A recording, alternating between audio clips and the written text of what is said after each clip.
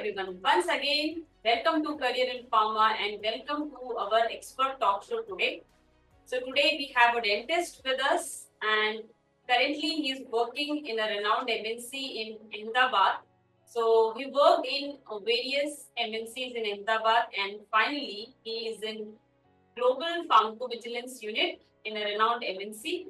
Now without further delay, let's start hearing all this thing from Dr. Jaiman itself. Good evening, Dr. Jaiman. Good evening, ma'am. How are you? I'm good. How about you? Yes, all good, all good. So, Dr. Jaiman, let's start with your journey. So, can you share your journey, from completing BDS to working in pharma industry? And also, I want this with timelines. Okay, maybe you can share like which year you completed your. Maybe you can start from 12th also, like after when you finish your BDS, when you took admission. So, with timelines, I want to know. Sure, no problem. Hello, everyone. Myself, Dr. Jamin, and I have worked in many MNC, which includes pharma, US healthcare, and I have worked in clinics also. So there is no grudges to clinical practices. Sure. Let's start with the timeline. So in August 2013, I took the admission in one of the renowned college, Bharati Vidyapeeth, which is in Pune, and the university is Pune, but my college is in Sangli district in Maharashtra only. So I have completed my BDS in September 2018. After that, I have worked in a clinic in Ahmedabad only, a local clinic. So I worked till March 2019 there, along with under a senior dentist. He taught me how great practice work and everything. But my what we say the thought process and my main I think that my goal is not working in the clinical practice. I thought it would be great if I can do more than a clinical practice, and I moved towards the non-clinical part. Okay, so during college and internship also, I used to take interest in public health sectors. Like, we have one department in our final year, public health dentistry. So I used to go in the camps and going to nearby villages and everywhere. I developed that thing, and one of my professor is also renowned public health dentist. So he used to publish all the papers and all. When I used to see that he is being a dentist, he is working on computer and earning a good amount without hesitating, and with minimal contact with the patient. So yeah, I thought it is a good option to go and explore this place. But what happened in 2019? I met I initially I want to go to the Canada or US for doing the masters, right? Every dentist means out of 100, 80% dentists want to do the same, and they know the basic that we will do MPH and then we will do DDS and we will work there, right? So, but when I came to Ahmedabad, I met with an organization here. It is what we say like the training courses, the organization which are providing training courses, that kind of organization. Though they tell me that people are working in pharma sectors, US MNCs like this.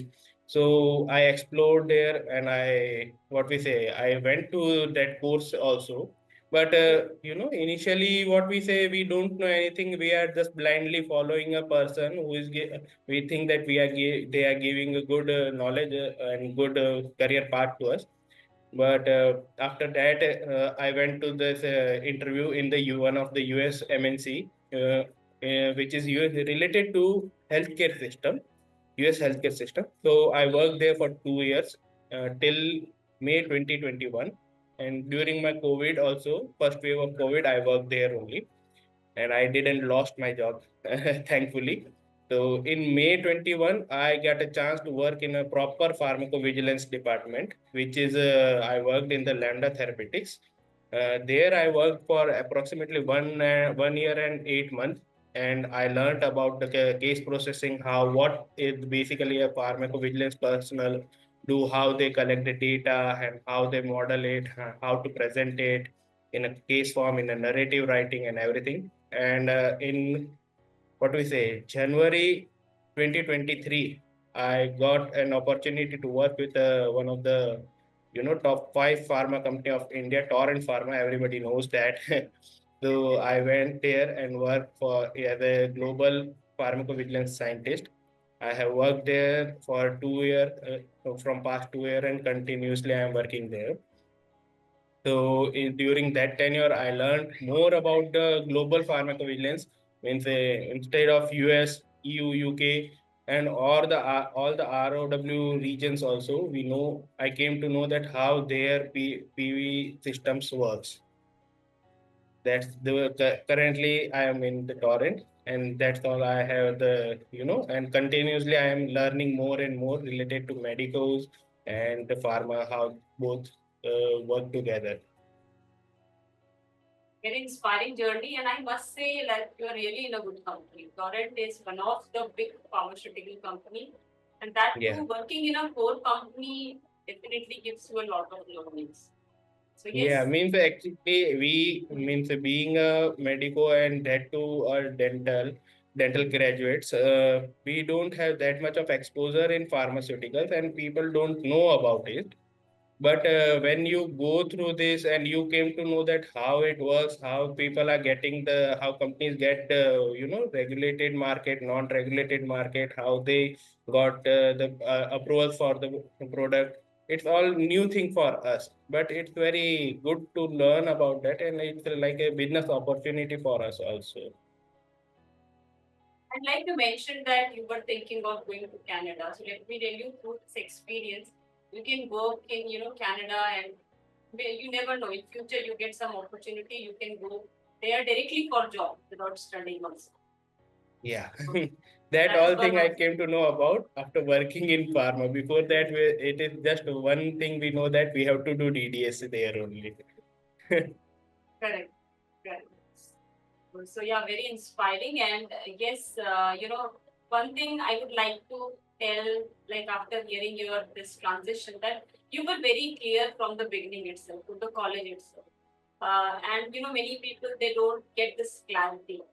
Yeah. Maybe they are maybe very much hesitant because लगता है कि parents ने इतने पैसे लगा दिए हैं और फिर हम कल को कुछ ऐसा करें लैपटॉप में कंप्यूटर में काम करें तो somewhere there is that hesitation also कि क्या मतलब बोलेंगे सबसे कि क्या करने वाले हैं इट्स right? एक्चुअली ये चीजें अभी भी होती है हमारे साथ। ये हाँ इट्स नॉट लाइक कि ये मतलब ये जनरल पीपल जो है, अपने जो जनरल पॉपुलेशन है, अपने रिलेटिव्स है, इट्स वेरी डिफिकल्ट उनको समझाना कि आप तो डेंटिस्ट हो, आप तो दांत के डॉक्टर हो, आप हमारा दांत ठीक कर रहे हो, बट उनको जब मैं बोलता हूँ मैं कंपनी में काम करता हूँ, कंपनी में आपका क्या काम है, means they use to say that कि हाँ अब तो दांत निकालना है ना, आपको कंपनी कंप्यूटर पे क्या आता है आपको काम करना, यूं। तो ये एक जो आप कह रहे हो वेरी डिफिकल्ट चीज है समझाना, बट हाँ, जो अब इस फील्ड से है या रिलेटेड फील्ड से है, वो लोग अब इजीली अंडरस्टैंड करते हैं। ये बिल्कुल सही बोला it is very tough to make them understand like अभी when I also transitioned a long back and now when I say about career in pharma like doctors they can come into corporate they're very surprised how doctor can come into corporate still अभी भी ऐसा है तो इतना awareness नहीं है या तो उस चीज से Okay, Jen, इसी के साथ next question ये है कि definitely because the things we learn in college most of related to dental education and all clinical things. So what challenges you faced while shifting from dentistry to pharmaceutical sector? What challenges you face and how you overcome them? Actually जब आप मतलब dental से pharmaceutical industry में आते हैं, for dentist it is little bit tricky, क्योंकि हम लोग जब सेकेंड ईयर में होते हैं तो हमारे लिए फार्मेकोलॉजी भी एक लिमिटेड टॉपिक रहता है, राइट। और related to third year medicine and general surgery, students be like it's a honeymoon period for them. but it's not like that. If you get a chance to explore that three subject during your college days, अगर आप वो तीन चीजों को seriously लेंगे and particularly दो तीन drug के सिवा अगर आप कुछ एक्स्ट्रा माइल्स जाते हैं कि क्या है, कैसे वर्क करता है, तो ये बहुत एक अच्छा अपॉर्चुनिटी भी रहता है कि आप वो जो नॉलेज है वो आपको आफ्टर कॉलेज काम आने वाली है अभी। जैसे हमारे टाइम पे भी, मैं बीइंग फ्रैंकली कहता हूँ आपको कि मैं अभी लाइक यार दांत ही तो निकालना है, उसके लिए इतना तो पढ़ने की क्या जरूरत है। लेकिन जब मैं ऐसा नहीं कि पढ़े नहीं, लेकिन पढ़े, अच्छे से पढ़े अगर उसको, और हमने सीरियसली भी लिया, हमको स्टाफ ने भी समझाया था।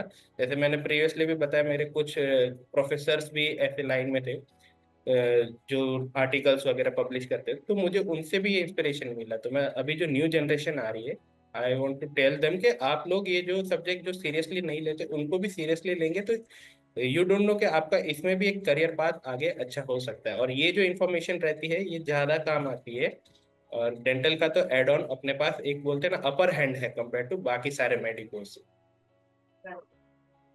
ये बहुत ही अच्छी एडवाइस दी आपने कि जो भी journal medicine, journal surgery, pharmacology को बस इतना ही मत पढ़िए कि बस एग्जाम क्लियर हो जाए, और जी। Whatever related to dental stuff.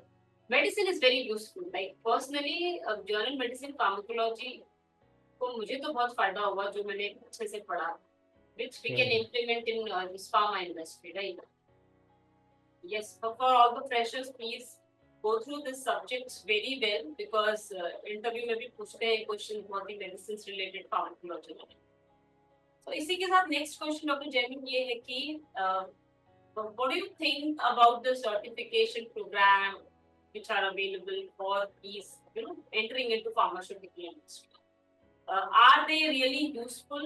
Any budding dentist who look forward to make a career inside pharmaceutical industry, they should go for it or no? Okay. जैसे मैंने अभी आपको बताया कि मैं जब अहमदाबाद आया और क्लिनिकल प्रैक्टिस के टाइम पे ही मेरा जो बोलते हैं ना कि एक फार्मास्यूटिकल इंडस्ट्री और यूएस हेल्थ केयर एमएनसी के थ्रू जो रुक हुआ, उसकी एक रीज़न यही है कि मैं एक ऐसा कोर्स वाली कंपनी में चला गया जो मुझे पहले कोर्स प्रोवाइड करने वाले हैं। यूँ मैंने ऐसा कोर्स भी किया है विच जनरली ये लोग नाम देते हैं post graduate diploma in clinical research or in pharmacovigilance, right? Correct. There are very these type of courses are very useful अगर आपको बेसिक नॉलेज के लिए अप्रूव, अगर आपका बेसिक नॉलेज इम्प्रूव करना है तो आप वो यूज कर सकते हैं। उसके लिए कोई प्रॉब्लम नहीं। बट ये एक ध्यान रखने की बात है कि जिससे आप सीख रहे, ही और she should be a well aware of that topics which they are teaching you, right? Means कभी you now you are not child, okay, आप बच्चे नहीं है, आपको समझ में आ जाएगा अगर कोई घुमा घुमा के एक ही बात कह रहा है। और पहले और दूसरी बात यह है कि आप कॉस्ट भी उसका देखिए कि आपको ज़्यादा एक्सपेंसेस ना पड़े उसके। मैंने ये भी देखा है कि बहुत से जो जो ट्रेनिंग सेंटर्स है वो इतना बड़ा एक कोर्स फी मांग लेते हैं, जबकि कोर्स रहेगा ए 1 month 2 month 3 month courses, but they will demand you such a big, and they will also guarantee you that they will place you in a company also, but that thing never happens. In 60% of the courses will not do that thing at the end। आपको जो dream दिखाते हैं वो आपका छोटा हो जाता है कि आपको बोलेंगे इतना अमाउंट का सैलरी मिलेगा, लेकिन आपको रियलिटी पता रहनी चाहिए हमेशा। आप चार लोगों को और एडवाइस कर लीजिए, हमारे जैसे ऐसे वीडियोस भी देखिए, तो आपको इससे बहुत कुछ लर्निंग मिलेगी। रियल लाइफ बेस्ड इंसिडेंट्स में आपके साथ ये बता रहा हूँ, मेरे जो पर्सनल है। True, 100% true. See first of all, ये बहुत अच्छी बात बोली आपने कि आपको रियलिटी पता होनी चाहिए। कोई कुछ बोल रहा है इसलिए आपको नहीं करना है। जैसे कि या आप ये जॉब गारंटी वाली बात बोली, I also agree with this. See, there is no such thing like job guarantee exist. या वो बस एक बोलना होता है, because see, if any company or any institute has a tie-up with any company also, then in that case also they can't give you job guarantee, because yes. depends on ki how frequently opening is coming, and at the end of the day interview तो candidate को देना है, institute तो देगा नहीं। तो वो भी एक मतलब चीज है। तो या वेरी ये वेल जो सेड। चीज ये जो चीज आप बोल रहे हो, सेम चीज मेरे साथ हुई before taking admission. They means I I won't like to say the name of the institute, but जो उनकी बात रही, उन्होंने बोला हम आपको एक रिनोन्ड सीआरओ में जॉब लगवाएंगे, that too of 30,000 per month package. तो जो डेंटिस्ट अगर कहीं लोकम कर रहा है या कोई लो बेस सैलरी पे काम कर रहा है, उसके लिए 30,000, it is very big and huge amount. Like हाँ, अपन तो सेवन स्काई पे रहते हैं, वाह क्या बात है, ऐसा हो गया। But after completing the course they मतलब उन्होंने ऐसा बोला कि आपको अब ये नहीं, आपको CRA बनाया जाएगा या आपको CTA बनाया जाएगा, it means clinical trial assistant या क्लिनिकल रिसर्च एसोसिएट बनाया जाएगा, जबकि पहले they used to promise me that आपको फार्माकोविजिलेंस में भेजा जाएगा। तो 30,000 से सीधा मेरा सपना 15,000 पे आ जाता है। तो ये चीज रहती है कि कोई भी जॉब, जिस कंपनी का नाम लिया वहां पे भी प्लेसमेंट नहीं होता है मोस्ट ऑफ द टाइम पे, और जो पोजीशन आपको बोली जाती, फिर जो आप अपन कह रहे कि कंपनी खुद बोलती कि अब हमारे पास ही जगह नहीं, हम कहाँ से इनको बैठा है, कहाँ पे जॉब दे। तो ये चीज होती है। तो अगर आप उनके उसमें ना आए ट्रैप में, और अगर अपना खुद का रिसर्च करें, तो इट विल बी गुड।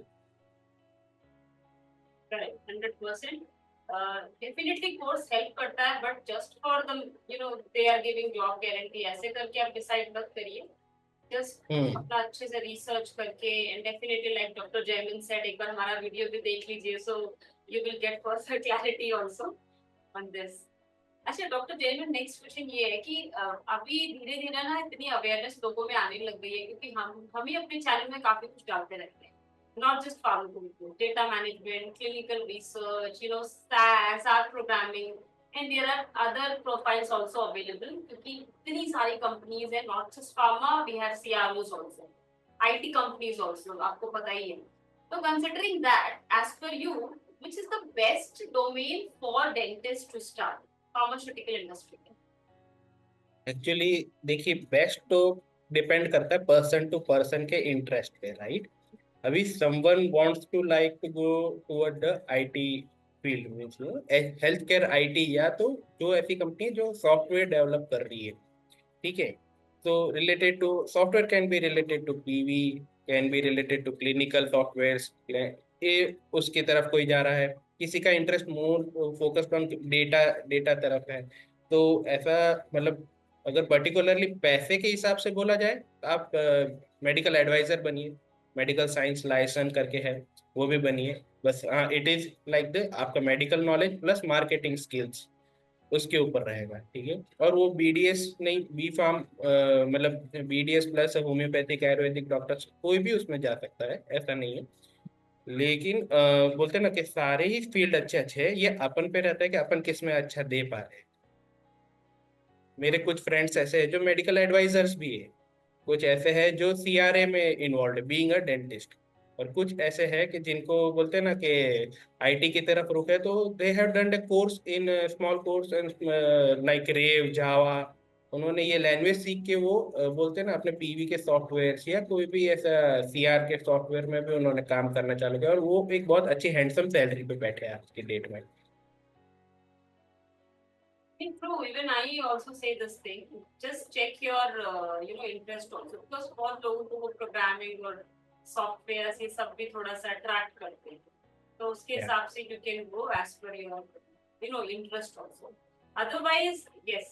हम लोगों से ना ये क्वेश्चन लोग पूछते हैं कि ma'am which profile gives maximum salary? So I always say, see, profile के नाम से salary नहीं मिलती. It is the person who is sitting at that profile. क्योंकि Yeah. you must have seen Dr. Jaimin की same profile पे person A is earning more than person B. Profile नाम सही रहेगा. Totally agree. So yeah, job role same रहेगा, but yes, how much potential they show, how much interest and the enthusiasm they show, that also matters. Yes. So yes, and one thing is you should always open to learn new things. जहाँ पे भी आप. Sure. So with this, the next question, Dr. Jaimin, is ki, when you gave interview for pharmacovigilance, so apart from pharmacovigilance basics or clinical research, what do you think related to dentistry or maybe the subjects we learned in dentistry, किसमें से वो पूछते हैं?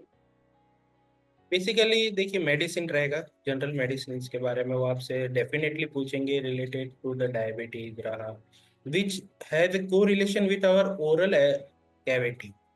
Most of the जो आपके, आप कहिए ना, जो डिसऑर्डर्स है या डिजीज है जिसका कोरिलेशन आपके ओरल कैविटी के थ्रू रहेगा या गैस्ट्रोइंटेस्टाइनल के रिलेटेड रहेगा, उसके रिलेटेड क्वेश्चन ज़्यादा रहेंगे। रिलेटेड टू फार्मेक, अगर फार्मा इंडस्ट्री में तो आपसे फार्मेक की तो नॉलेज वो लोग एक्सेप्ट करे, मतलब एक्सपेक्ट करेंगे ही करेंगे। तो बेसिकली ये सारी नॉलेज अपने को होनी चाहिए। और इसके अलावा तो आप जितना एड ऑन डेंटिस्ट्री का भी दे पाएंगे वो उनके लिए एक एड ऑन ही रहता है। जैसे मैं खुद कहूंगा कि ड्यूरिंग पीवी में जब मेरा स्टार्ट किया तो साथ ही साथ मेरे पास एक और प्रोजेक्ट आया था जो एक टूथपेस्ट का ट्रायल था। एक बहुत रिनोन्ड कंपनी है अपने इंडिया की जो एक नए टाइप का टूथपेस्ट बनाना चाह रही थी, तो मैंने उस पर भी काम किया है during while working in a PV. तो आपके पास ऑप्शन आते हैं, आप मना मत बोलो, अगर सीखना है तो बहुत कुछ है सीखने के लिए। Great. ये बड़ी अच्छी चीज बोली आपने, मुझे टूथपेस्ट का ट्रायल, उससे जी डेंटिस्ट से मतलब अच्छा तो कौन मिल सकता है। हाँ, क्योंकि सैंपल कलेक्शन कैसे सैंपल लेना है, पेशेंट को कैसे मुंह खुलवाना है, बहुत बहुत सारे चैलेंजेस आते हैं जो एक प्लेन फिजिशियन नहीं ले पाता है, क्योंकि ओरल कैविटी में सबका वो अपन कह सकते हैं कि हाथ इतना डेंटिस्ट जितना नहीं बैठ पाता है। Correct. So yes, as Dr. Jaimin mentioned, apart from PV clinical research basics, medicine pharmacology very important.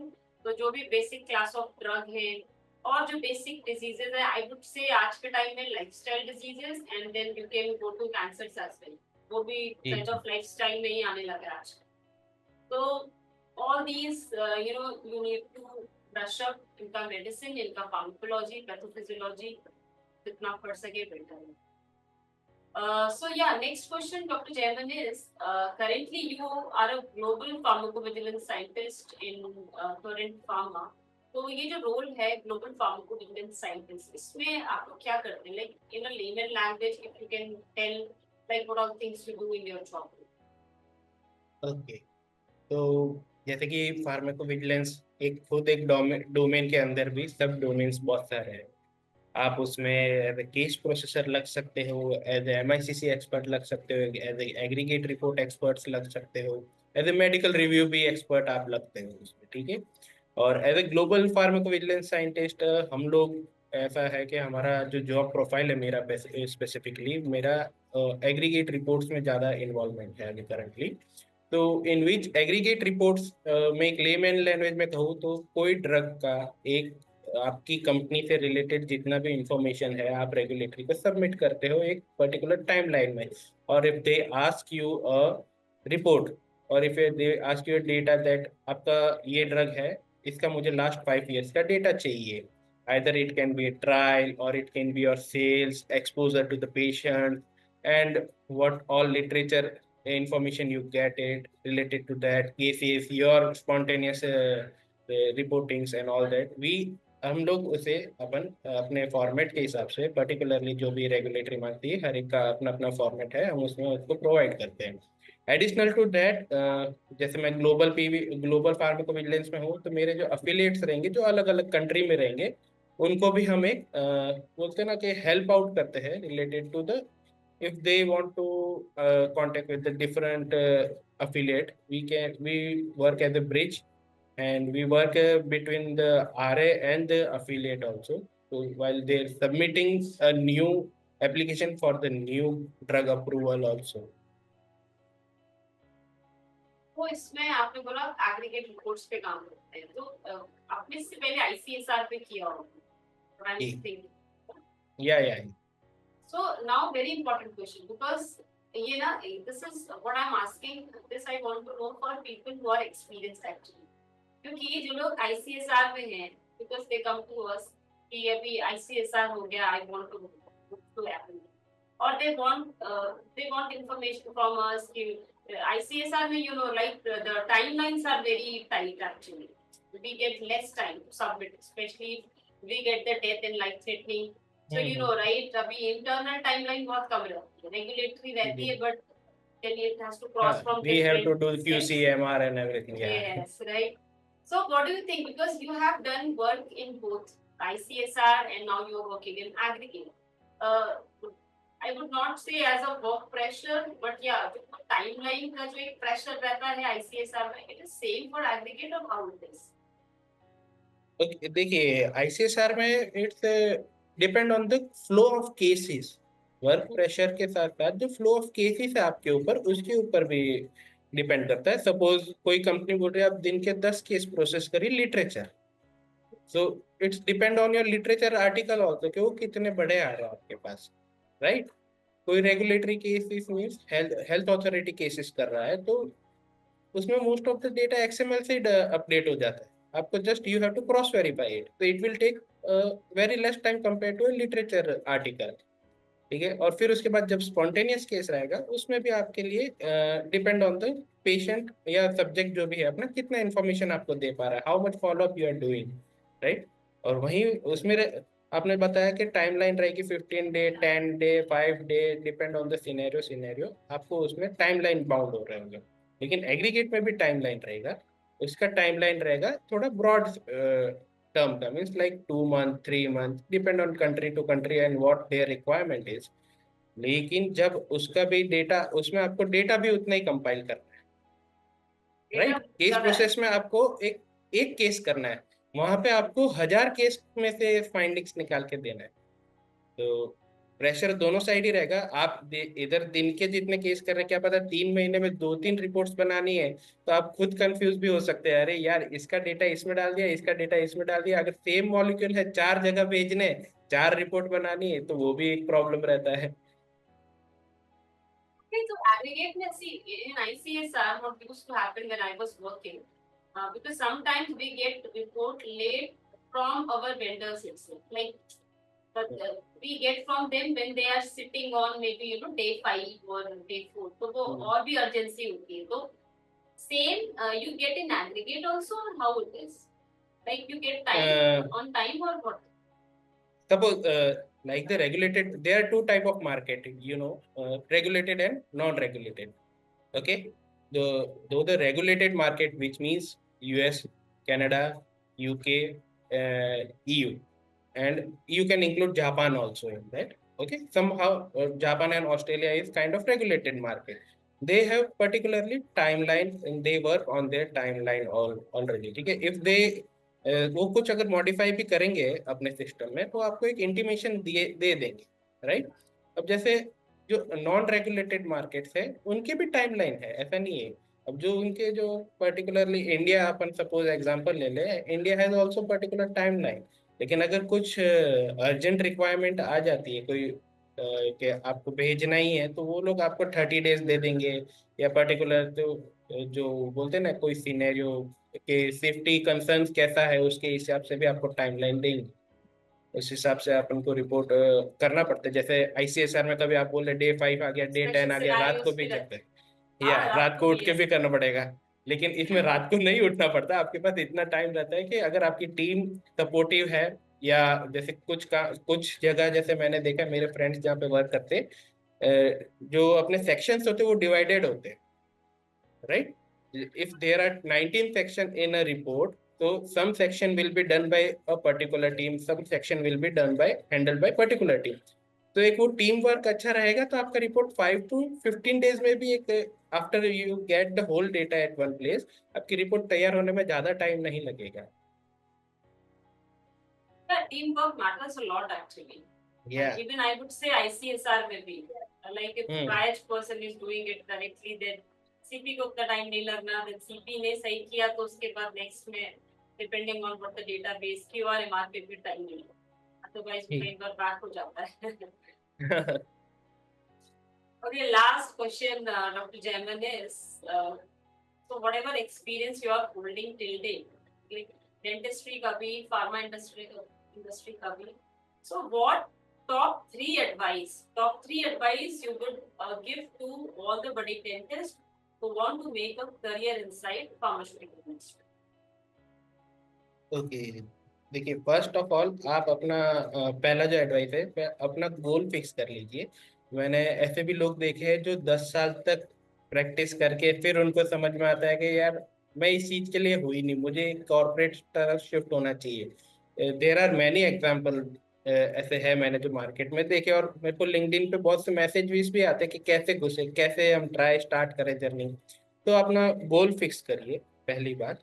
ठीक है, दूसरी चीज, अगर आप फार्मास्यूटिकल कोई भी इंडस्ट्री, नॉट ओनली फार्मास्यूटिकल, आप सीआरओज में जा रहे हैं, यूएस हेल्थ केयर में जा रहे हैं, या हेल्थ केयर आईटी में जा रहे हैं, आप उसको समझिए क्या वो आप उसके लिए बने हुए, मतलब आप उसमें इंटरेस्ट आ रहा है आपको। अभी सपोज किसी को सेकेंड ईयर में फार्मा जो बोलते हैं अपना फार्माकोलॉजी, उसमें इंटरेस्ट नहीं है, ठीक है, और मेडिसिन में भी इंटरेस्ट नहीं है, वो आई डोंट थिंक कि उसको बाद में हाँ। क्या यार पूरे दिन ड्रग के क्लासेस पढ़े जा रहे हैं, ये इसमें ये कर रहे हैं वो ठीक है। अब जो तो वो अपना इंटरेस्ट आप बनाइए कि किस में आपको जाना है, कैसा है, किस टाइप का काम आपको सूट होता है। Some are very good managers, means अपन कह सकते हैं कि वो काम बहुत अच्छे से हैंडल करते हैं। अगर सपोज उसको आप एक सब्जेक्ट मैटर एक्सपर्ट का काम दे देंगे तो उसके लिए थोड़ा ट्रिकी हो जाएगा वो काम, right. They if they are handling a good, उनका लोगों से अच्छे बातचीत में बनता है, या वो प्रोजेक्ट को अच्छे से हैंडल करते हैं, तो उस फील्ड के लिए अच्छे है। वो एमएसएल के अच्छे के लिए अच्छे है, या एडवाइजर के लिए अच्छे है वो पोजीशन के लिए। कोई है जिसको सिर्फ डेटा डेटा में काम करना चाहिए, उसके लिए पीवी सीडीएम रहा, ये सब चीजें अच्छी है जो फार्मास्यूटिकल रिलेटेड इंडस्ट्री। तो आपको अपना इंटरेस्ट डेवलप करना है पहले, दूसरी चीज।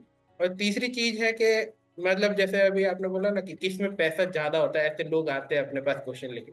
पैसा मत देखिए, इंटरेस्ट डेवलप होने के बाद आप ये देखिए कि भाई हाँ उसमें मैं किस और से। अभी स्टार्टिंग में बहुत बार ऐसा भी होता है कि हम भी जब मैंने आपको अभी रिसेंटली एग्जांपल बताया 30,000 का, राइट। तो 30,000 पे आते आते भी मुझे 2 साल और लग गए थे उसके बाद।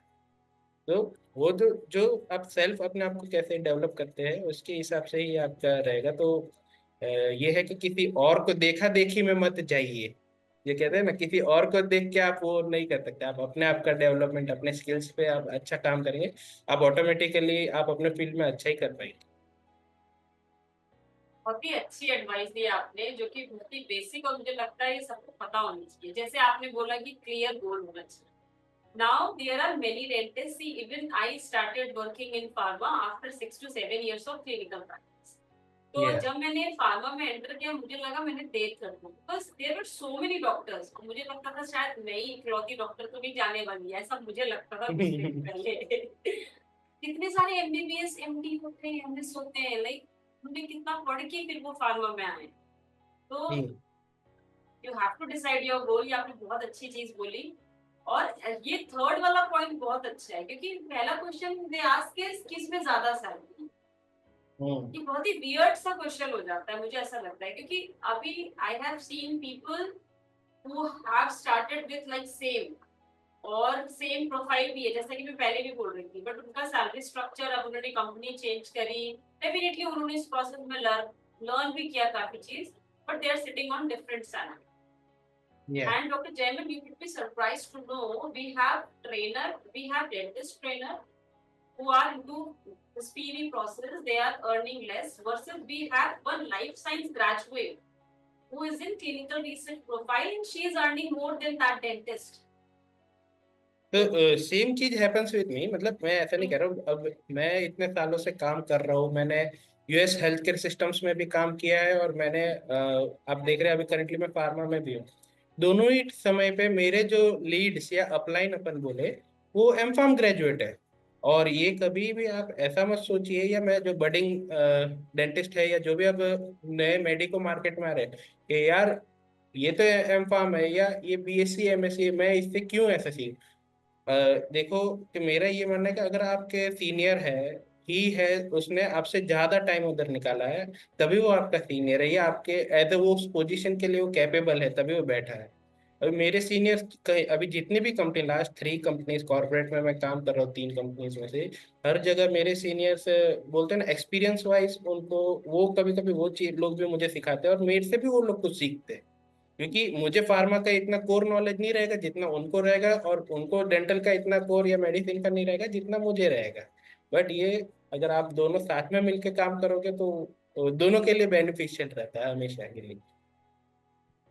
नहीं, बातों बातों में ये बहुत अच्छी बात आ गई कि भाई किसी से भी सीखने के लिए तैयार रहिए, क्योंकि आप जब कॉर्पोरेट में घुसेंगे ना, इनिशियली थोड़ा सा लगता है, because you never know person sitting next to you, your manager may be just a life science graduate also. तो कभी भी आप डिग्री से तो नहीं बोल सकते।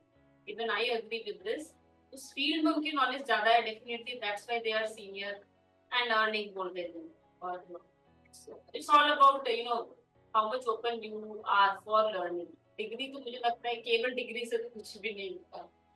वही वही मैं मतलब अभी बताया कि जैसे डिग्री से डिग्री एक ठीक है, एक जरिया है आपको उस जगह पे लाने के लिए। लेकिन जब आप अगर एक कोई आपके साथ है, मतलब मैं आपको ये भी देखो, जैसे अभी मेरे साथ भी कुछ लोग हैं जो मेरे जितना एक्सपीरियंस है मुझसे 1-1.5 साल कम एक्सपीरियंस वाले भी है, जो they are like M pharm, pharm D या एमएससी। आज की डेट में कुछ चीज ऐसी जो वो लोग मुझे सिखाते हैं, ठीक है, मतलब they are somewhere some point of place, वो लोग उस चीज पे स्पेशलाइज्ड है जो वो चीज मेरे को सिखाते हैं। देखो, पहली बात के बीइंग अ मेडिको, हमारा हाथ इतना साफ नहीं रहता कंप्यूटर रिलेटेड स्किल्स में, ठीक है, एक्सेल रहा या वर्ड एमएस ऑफिस पे हमारा हाथ इतना साफ नहीं रहता। मेरा एक कलीग है, he is kind of fresher only, right. और मेरे प्रीवियस कंपनीज में भी ऐसे थे, जो मेरी टीम लीड थे, उन लोगों का एक्सेल पे इतना फाइन हाथ था, मुझे आज भी अगर कहीं मैं अटकता हूँ, मैं डायरेक्टली उनको फोन कर देता हूँ कि अरे यार, मतलब अब हमारा इतना रिलेशन ऐसे हो गया कि सर की जगह सीधा भाई, अरे दीदी ये बता दो, अरे भाई सीधा, मतलब भले वो लाइफ साइंस ग्रेजुएट है या कुछ भी, और वो लोग भी इतना खुशी खुशी ही हेल्प करते हैं जितना मैं खुशी से उनसे डाउट पूछता हूँ। दोनों ही सब लोग आपसे इतना ही मतलब आपको सब काम आएंगे। ये जो अपनी प्रोफेशनल लाइफ है उसमें सब आपको काम आते हैं, और आपको भी सबका काम आना चाहिए। बिल्कुल सही बोला। और कॉर्पोरेट में ना ये बहुत ही अच्छी बात मुझे लगती है, क्योंकि इतने डाइवर्स फील्ड से सब लोग आते हैं ना, और एक टीम में काम करते हैं, वो देख के मुझे बड़ा अच्छा लगता है कि डिपेंड ऑन, आप चाहे एमबीबीएस हो, चाहे बीडीएस हो, चाहे बीएससी हो, चाहे फार्मा हो, सब एज ए टीम काम कर रहे हैं, वो देख के काफी अच्छा लगता है। जी।